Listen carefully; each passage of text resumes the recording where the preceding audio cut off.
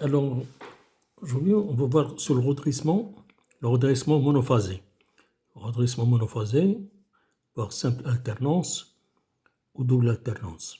Alors, simple alternance, ça veut dire qu'on va redresser juste une alternance positive par un diode à jonction.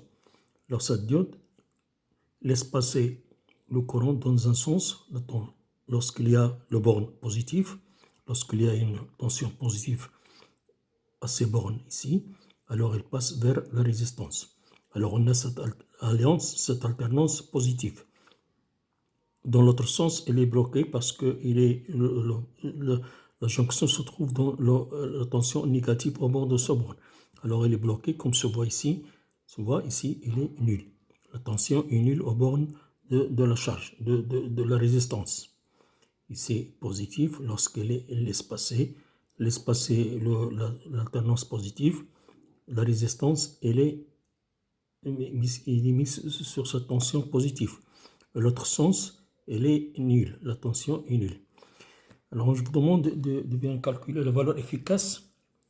Vous allez calculer la valeur efficace de ce schéma, de ce redressement monophasé simple alternance et la valeur moyenne. Alors, on passe au deuxième schéma. Deuxième schéma, c'est le deuxième redressement double alternance avec un pont double alternance au pont de Kretz. On l'appelle une fois pôle de Kretz. Alors, avec 4 diodes et résistance. Alors ici, lorsqu'il y a une tension variable, il passe dans le circuit ici positif, il va vers la résistance, la charge, et puis retour par cette diode. Alors D1 et D4. Alors pour l'autre alternance ici, on trouve que ici, il passe le pôle positif ici, il passe par D3 et vers la charge, puis le retour va être par D2. Parce que ça, elle est bloquée. Parce qu'elle est bloquée, alors il travaille D1 avec D4 et D2 avec D3. C'est-à-dire l'alternance, il passe ici, lorsqu'il est positif,